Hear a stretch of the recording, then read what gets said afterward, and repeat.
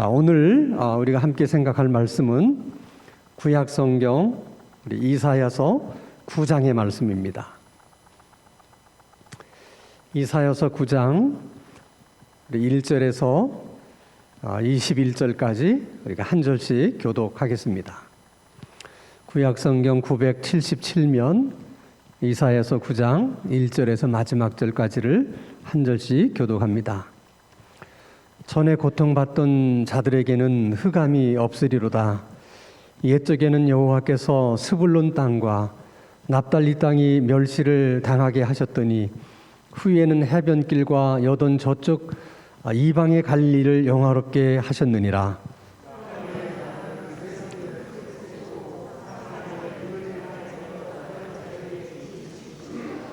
주께서 이 나라를 창성하게 하시며 그 즐거움을 더하게 하셨으므로 추수하는 즐거움과 탈취물을 나눌 때의 즐거움같이 그들이 주 앞에서 즐거워하오니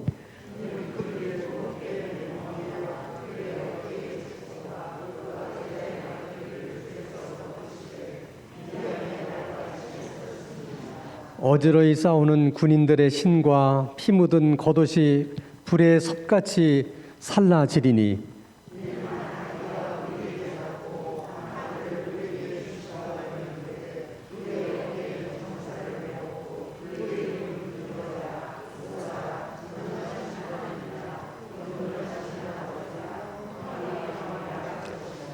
그 정사와 평강의 더함이 무궁하며 또 다윗의 왕자와 그의 나라에 군림하여 그 나라를 굳게 세우고 지금 이후로 영원히 정의와 공의로 그것을 보존하실 것이라. 만군의 여호와의 열심히 이를 이루시리라.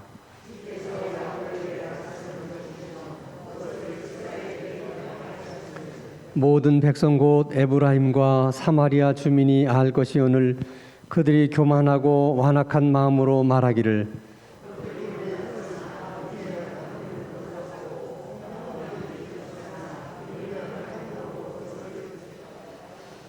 그러므로 여호와께서 르신의 대적을 일으켜 그를 치게 하시며 그의 원수들을 격동시키리니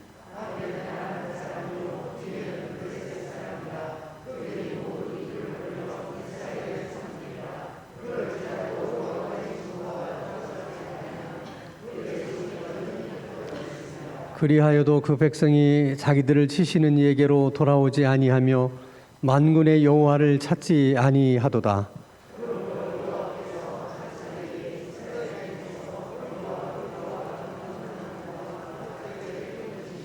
그 머리는 곧 장로와 존귀한 자요 그 꼬리는 곧 거짓말을 가르치는 선지자라.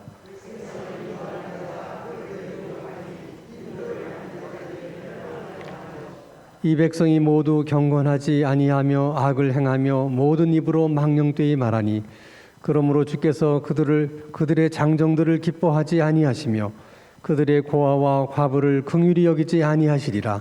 그럴지라도 여호와의 진노가 돌아서지 아니하며 그의 손이 여전히 펴져 있으리라.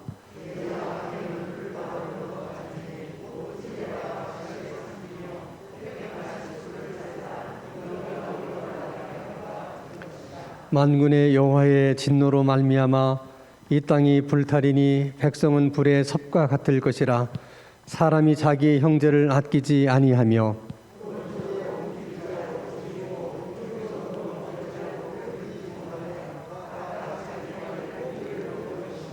21절 다 함께 므낫세는 에브라임은 므낫세를 먹을 것이요 또 그들이 합하여 유다를 치리라. 그럴지라도 여호와의 진노가 돌아서지 아니하며 그의 손이 여전히 펴져 있으리라. 아멘. 어떤 분이 좀 살도 빼고 좀 건강을 위해서 운동을 해야 되겠다 이렇게 생각을 했습니다.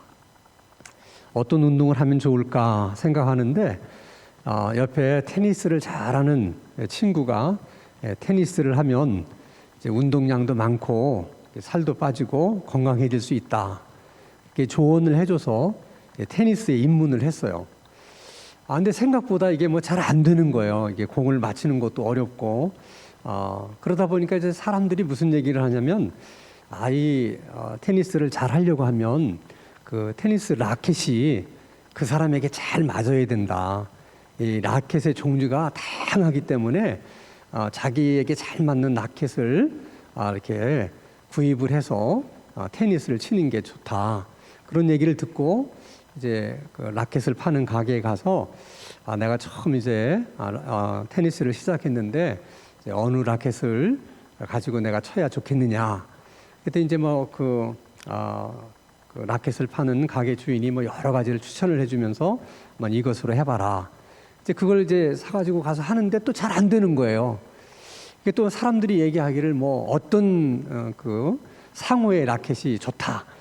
그게 잘 맞는다. 또 그런 얘기가 이제 들리니까 또 이게 라켓 때문인가 보다. 그래서 또 그 집에 가서 그 이제 유명한 상표의 라켓을 또 이제 새로 샀어요.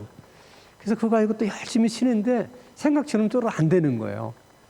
그래서 다시 이제 그 라켓 가게에 가서 선생님, 내가 듣기로는 이게 아주 유명한 상표의 라켓인데 이걸 가지면 잘 될 것 같아서 샀는데 이것도 잘 안 되네요. 더 좋은 라켓은 없을까요? 그랬더니 그 가게 사장님이 이제는 사람을 바꿔야 될 것 같습니다. 이제 그렇게 얘기를 했다는 거예요. 근데 지금 이사야서의 말씀이 그 말씀의 요지가 뭐냐면 하나님의 마음이 좀 그런 거예요. 그래서 못난 목수가 이제 연장 탓을 한다. 그런 말이 있듯이 이스라엘 백성들은 늘 하나님 앞에 이런 것 때문에 문제고, 우리가 하나님의 말씀에 순종하지 못하는 이유, 또 하나님을 따라가지 못하는 이유가 이런 이유 때문입니다. 저런 이유 때문입니다. 하고 이유를 많이 대는 거예요, 그때마다. 근데 그런 이스라엘 백성들을 하나님이 지켜볼 때 하나님의 마음은 뭐냐면, 이스라엘 백성을 바꿔야 되는 거 아닌가. 이런 생각을 이제 하나님이 하시는 거예요. 그게 바로 이제 이사야 이제 9장의 말씀의 이제 핵심이에요. 자, 그들이 이제 이스라엘 백성들이 이렇게 좀 하나님 말씀에 불순종하고, 자꾸 이제 그럴 때는 하나님께서 이제 선지자를 보내서 1차는 잘 타일러요, 알아듣게. 말을 안 들어요. 그럼 이제 두 번째는 경고를 합니다. 그러다가 너희들이 하나님 앞에 징계를 받을 것이다. 그렇게 경고를 했는데도 안 들어요. 그러면 할 수 없이 하나님이 이제 회초리를 들어서 때립니다. 자, 회초리를 들어서 그들을 때리는 하나님의 마음은 어떤 마음이겠어요? 그래도 이놈들이 회초리를 얻어맞으면 이제 정신을 차려서 잘못된 길에서 돌이킬 수 있을 것이다. 또 분명히 그럴 것이다. 어떤 그런 기대 때문에 그들이 아파하는 걸 보면서도 회초리를 때리는 거거든요. 그런데도 얻어맞으면서도 이스라엘 백성들이 돌이키지를 않는 거예요. 그러니까 하나님이 너무 속상한 거죠. 그래서 할 수 없이 이제는 회초리를 좀 바꿔가면서 때려요. 이런 회초리로 때려보고 저런 회초리로도 때려보고, 그러면 혹시 돌이킬까? 그래서 사실은 이스라엘 백성들이 맞지도 않아도 좋을 매를 수도 없이 맞습니다. 그렇게 많이 얻어맞으면서도 돌이키지를 않아요.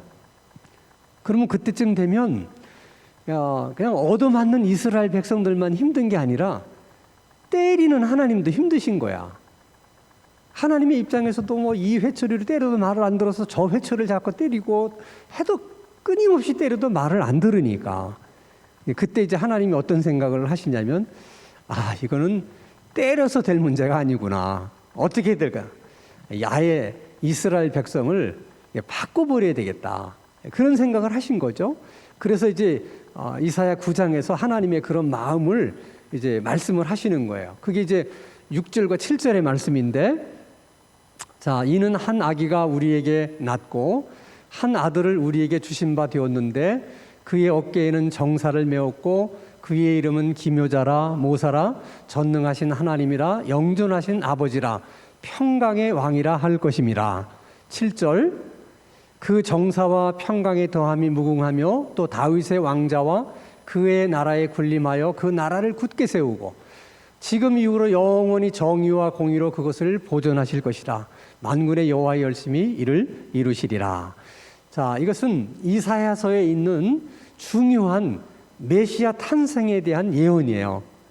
그러니까 하나님께서 뭐라고 말씀하시냐면 이제 어느 날 메시아가 너희들에게 임하게 될 텐데 그 메시아가 통치하고 다스리는 나라는 전쟁이 없는 평화로운 나라, 그리고 하나님의 공의와 정의가 가득한 나라가 될 것이다. 그런 예언이에요. 그러면서 특별히 이제 5절 말씀에 보면 이런 말씀이 있어요. 어지러이 싸우는 군인들의 신과 피 묻은 겉옷이 불의 섭같이 살라질 것이다. 그 얘기는 뭐냐면 더 이상 이제 전쟁이 없을 거니까, 그러니까 군인들이 입는 갑옷도 다 그냥 불에 던져서 살라버린다는 거죠. 더 이상 필요 없으니까. 자, 이런 예언의 말씀을 하니까 하나님께서 이사야 선지자를 통해서 끊임없이 전쟁에 시달리던 이스라엘 백성들의 입장에서는 이런 하나님의 예언의 말씀이 얼마나 큰 위로가 되는지 몰라요. 늘 전쟁 때문에 힘들어하던 그들이 전쟁이 없는 그런 시대가 온다. 전쟁이 없는 그런 나라가 온다. 하나님의 공의로 통치하시는 평강의 그런 나라가 임하게 될 것이다. 이런 말씀들이 얼마나 큰 위로가 되겠어요. 근데 우리가 곰곰이 생각해 보면 사실 이스라엘 백성들이 그렇게 많은 전쟁을 치루해야만 했던 이유는 어디에 있습니까? 그들이 하나님의 말씀에 불순종했기 때문이고 하나님을 거역했기 때문에 그들이 치르지 않아도 좋을 전쟁을 많이 겪게 된 것이잖아요. 근데 그런 면은 생각하지 않고 그저 메시아가 오면 전쟁이 없는 나라가 이루어질 것이고 평화로운 나라가 이루어질 것이고 하나님의 공의와 정의로 다스리는 그런 나라가 임하게 될 것이다. 거기에 대해서만 소망을 갖는 거예요. 자, 그러면 저 예언은 예수님이 이 땅에 탄생함으로 인해서 예언이 시작이 돼요. 근데 그 예언이 언제 완성이 되느냐? 그것은 예수님이 재림하실 때, 천년 왕국이 이제 이루어질 때, 그때 지금 이사야서에서 말씀하신 저 예언이 이제 그대로 이루어지는 거예요. 그런 시대가 온다. 이제 그런 날이 온다는 거예요. 근데 그런 나라가 이제 오게 될 텐데, 예수님의 재림 때 그 과정 속에 하나님께서 이제 교회를 이제 세우신 거예요. 그래서 교회의 역할이 뭐냐면 쉽게 얘기하면 모델하우스 같은 역할을 하는 거예요. 교회가 예를 들어서 이제 어느 단지에서 아파트를 이제 분양한다 그럴 때 아직 아파트는 짓지도 않았어요. 아직 공사를 시작도 하지 않았어. 그런데 모델하우스를 하나 져놓고 이제 분양 신청을 받는 거예요. 그러면 아직 뭐 아파트를 지려고 뭐 이렇게 공사도 시작하지 않았는데 많은 사람이 그냥 그 모델하우스를 보고 앞으로 이제 아파트를 짓게 되면 이런 유형의 이런 모습의 아파트가 세워지겠구나 하는 걸 믿고 사람들이 이제 분양 신청을 하잖아요. 미리 다 계약을 하고. 그러면 이제 그 모델하우스대로 이제 2, 3년 후에 이제 아파트가 건설이 되면 이 입주를 하는 거예요. 자, 하나님이 예언하신 말씀은 글자 하나라도 그냥 없어지는 법이 없어요. 천지는 없어질지 몰라도 하나님의 말씀은 없어지지 않는다. 그러니까 저 예언의 말씀도 없어지는 법이 없는 거죠. 말씀대로 반드시 이루어지는 거예요. 그날이 온다는 거죠. 근데 그날이 오는 과정 속에 교회가 무슨 역할을 해야 되느냐? 그 모델하우스 역할을 해야 되는 거예요. 그래서 교회가 세상의 소망인 거예요. 교회가 세상을 향해서 무슨 메시지를 던지느냐? 지금은 다툼이 많은 세상 속에서 우리가 살고 있고, 불의가 판치는 그런 세상 속에, 차별이 난무하는 그런 세상 속에 살고 있지만, 그러나 하나님이 정하신 때가 되면 그때는 차별이 없는 세상이고 불의가 없는 세상이고 그런 세상이 도래하고 그런 세상에서 살게 될 것이다 하는 것을 교회를 봄으로 세상 사람들이 그런 소망을 갖게 해야 될 책임이 우리들에게 있다는 거예요. 근데 너무나 안타까운 것은 교회들이 그런 역할이 있다는 것을 잘 모르고 그 역할을 잘 감당을 못한다는 거예요. 오죽하면 지하철에서 어떤 사람이 싸우니까 싸우지 마, 여기가 교회인 줄 알아? 뭐 그랬다는 얘기가 있어요. 이게 얼마나 마음 아픈 얘기예요. 사실은 교회가 이 세상을 향해서 다툼이 없는 세상, 차별이 없는 세상, 불의가 없는, 부정이 없는 그런 세상을 교회가 보여줘야 되니까 교회부터 그래야 되잖아요. 응? 다툼이 없는 교회, 차별이 없는 교회, 불의가 없는 교회, 그런 교회를 우리가 만들어 가야 되는데 이제 그렇지 못하다는 거죠. 그것은 하나님이 기대하시는 교회 모습이 아닌 거예요. 그러니까 우리들이 모델 하우스로 하나님께서 세우셨다고 하는 이것을 이제 잊어버리면 안 되는 거죠. 그게 우리의 역할이라는 거예요. 자, 여러분, 이스라엘 백성들이 잘못된 길로 갈 때 선지자를 통해서 타일리기도 하고 경고도 하고 때리기도 하고, 때려서 안 되니까 회초리를 바꿔가면서 때리기도 했는데 더 이상 안 되니까 하나님이 아예 이스라엘 백성을 바꿔버리잖아요. 그게 이제 신약의 교회 아니겠습니까?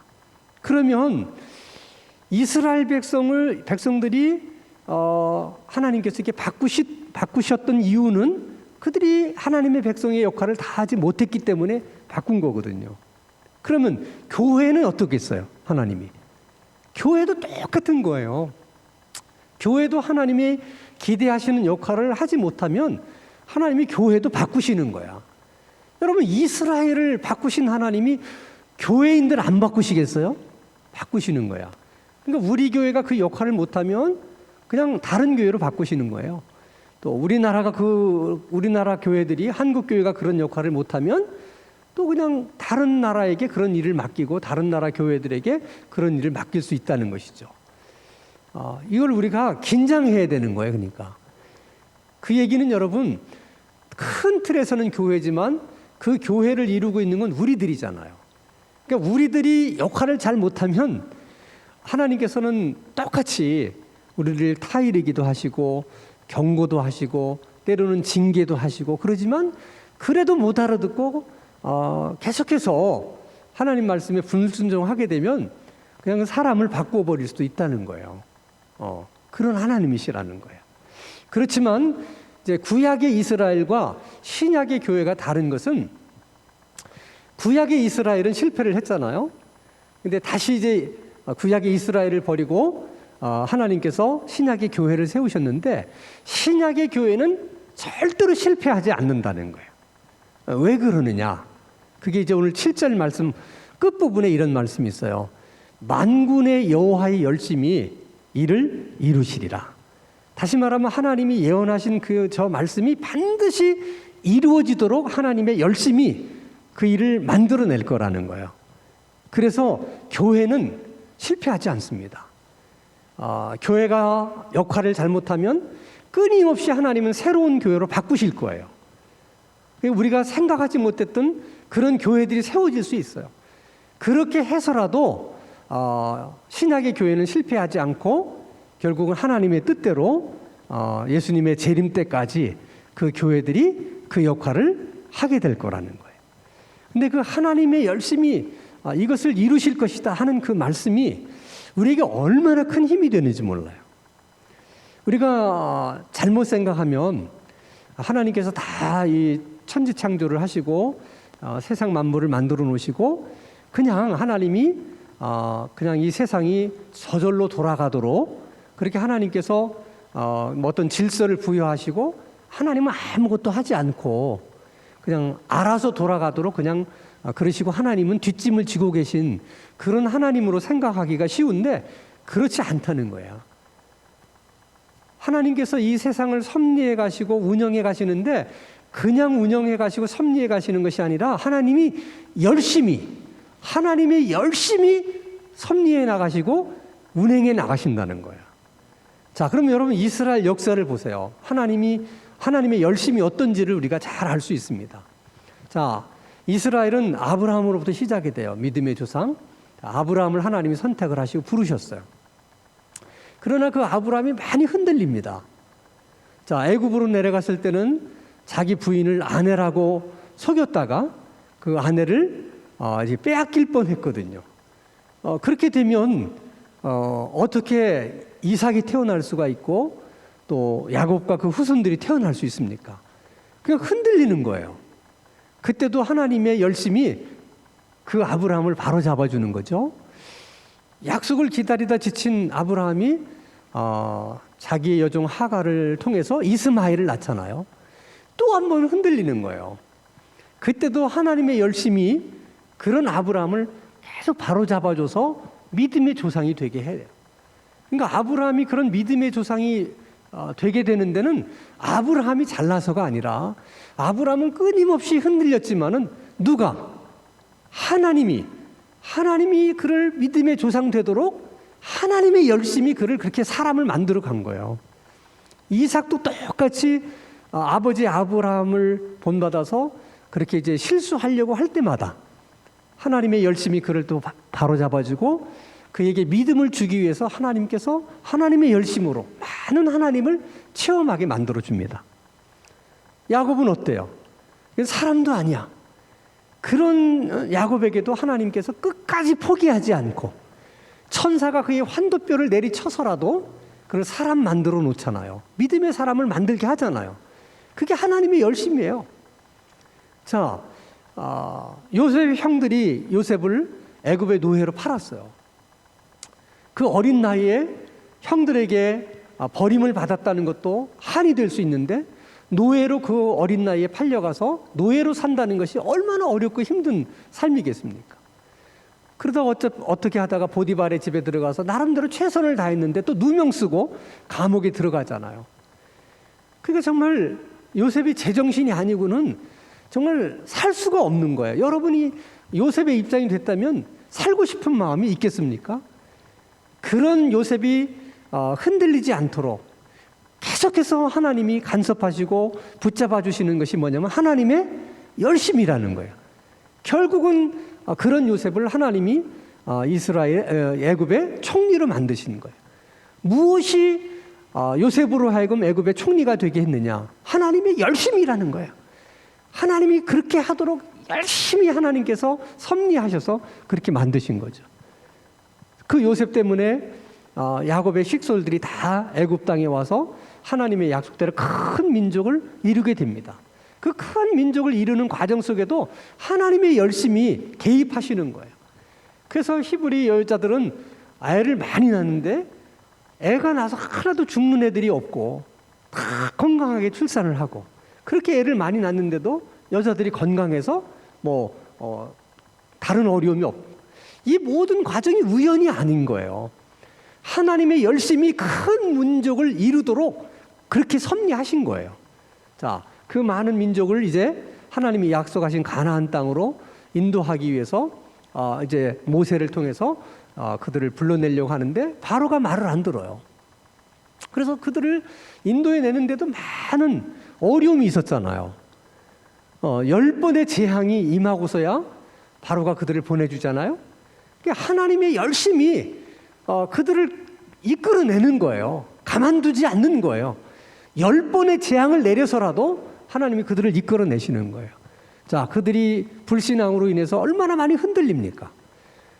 그렇지만 하나님의 열심이 40년 동안 하루도 빼놓지 않고 그들에게 만나를 주셨고 메추라기를 주시고 또 반석에서 샘물을 나게 하셔서 드디어 그들을 가나안 땅에 들어가게 하시잖아요. 40년 동안도 하나님의 열심이 그들을 이끌어내신 거예요. 이스라엘 백성은 끊임없이 흔들렸지만은 자, 가나안 땅을 내가 너희들에게 주었으니 그 땅을 차지하라고 해도 여리고성 앞에서 다 두려워하잖아요. 근데 거기 또 하나님의 열심이 그 여리고성을 무너뜨리게 하고 그들이 또 아이성 앞에 서서 또 흔들려요. 그때도 또 하나님의 열심이 그들을 또 보호하시고 이끌어내셔 결국은 가나안 땅에 그들이 정착하게 만듭니다. 그렇지만은 이스라엘 역사를 보면 또 끊임없이 흔들리잖아요. 북왕국 이스라엘이 멸망하고 남왕국 유다도 멸망해요. 그러나 하나님의 열심이 바벨론 포로로 가 있던 그들을 70년 만에 돌아오게 하시고 새로운 나라를 건설하게 하시고 결국에는 그 후손에게서 메시아인 예수님이 이 땅에 태어나게 하신 거예요. 이게 하나님의 열심이에요. 하나님의 아들이 육신의 몸을 입고 이 땅에 오게 하신 것도 하나님의 열심이고 예수님이 그 고난을 받으면서 많이 흔들릴 수 있었지만은 하나님의 열심히 계속 하나님의 아들 예수를 이끌고 가셔서 결국 십자가에 죽으시고 부활하시고 승천하시고 성령을 이 땅에 보내시고 교회가 새롭게 탄생하게 돼요. 이게 절대 우연이 아니라는 거예요. 정말 흔들리는 어려운 과정들이 수없이 있었지만은 하나님의 열심히 그렇게 이끌어내셔서 그 일을 이루어내셨다는 거예요. 그러면 여러분 생각해 보세요. 오늘 내가 이 자리에 있을 수 있는 거, 내가 오늘날 그래도 이렇게 믿음의 사람이 될 수 있었던 것은 뒤돌아보면 우리도 얼마나 많이 흔들렸던 적이 많습니까? 그때 하나님이 정말 개입하시고 섭리하시고 하나님의 열심으로 우리가 이 자리까지 올 수 있도록 이끌어주지 않았더라면 어떻게 우리 힘으로 오늘 이 자리에 기도하는 이런 자리에 앉아 있을 수 있었겠어요? 하나님의 열심 때문이라는 거죠. 자, 그러면 참 그렇게 생각해 보면 얼마나 감사한지 몰라요. 나 개인 한 사람이 뭔데 하나님의 열심으로 나를 오늘 이 자리까지 있게 하셨는가? 이렇게 생각하면 정말 하나님께 감사할 일이죠. 그래서 오늘도 기도할 때 하나님의 열심이 저를 이 자리까지 오게 했습니다. 이런 고백과 함께 좀 감사할 수 있는 그런 기도가 필요해요. 또 그런 감사의 기도도 필요하지만은 우리가 또 한번 하나님 앞에서 이게 다짐할 필요도 있죠. 하나님은 하나님의 말씀을 이루어지게 하기 위해서 그렇게 하나님의 열심으로 지금도 계속 섭리하시고 이끌어 가시는 거예요. 예수님이 재림하셔서 그런 나라를 이루시려고. 그럼 우리는 어떻게 해야 되겠느냐? 하나님이 저렇게 하나님의 열심으로 이루어 간다면 우리도 같은 방향으로 같이 가야 되는 거예요, 하나님하고. 그래서 우리도 예수님의 재림을 하시면 천년왕국이 이루어질 것이고 그때 차별이 없는 나라, 전쟁이 없는 나라, 불의가 없는 나라, 평강의 나라가 올 것이다. 이런 소망을 가지고 우리가 모델 하우스로서의 역할을 우리가 감당을 해야 되겠구나. 이것도 누가 그렇게 만들어주는 것이 아니라 우리들의 열심으로 그런 교회를 만들어 가고자 하는 다짐이 있어. 그런 다짐이 있어야 되는 거예요. 내가 열심히 기도하고 내가 열심히 다른 사람들을 섬기고 내가 노력을 해서 정말 우리 교회는 다툼이 없는 교회, 차별이 없는 교회, 불의나 부정이 없는 교회, 그런 교회를 만들어 가야 되겠다. 응? 그럼 내가 어디에 열심을 낼까? 섬기는 일에 열심을 낼 수 있고 또 우리가 기도하는 일에 열심을 낼 수 있고 여러 가지가 있을 수 있어요. 그러나 수요 기도에 나오신 여러분들은 우리가 기도에 열심을 내서 그런 교회를 만들어 가야 되겠다. 그런 교회를 되게 하기 위해서 하나님 저를 하나님의 도구로 써주십시오. 그렇게 기도하는 가운데 정말 우리 교회는 하나님 앞에서 정말 인정받을 수 있는 하나님께서 우리 신당중앙교회는 내가 알지 이렇게 인정받을 수 있는 교회. 그래서 정말 주님이 재림하시는 그날까지 우리 신당중앙교회는 이 땅에 계속해서 서 있을 수 있는 교회가 되어서 그래서 주님의 재림과 천년왕국을 맞을 수 있는 그런 교회가 되었으면 참 좋겠다.